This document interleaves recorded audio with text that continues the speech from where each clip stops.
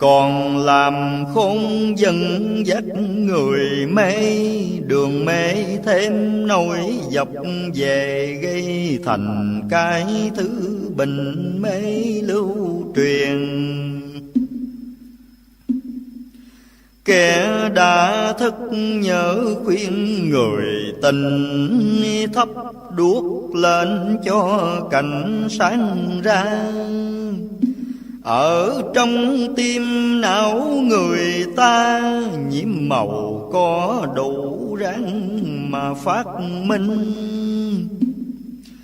Chớ để đến thủy sình mất xác, lỗi cộng sanh phi mất một đời.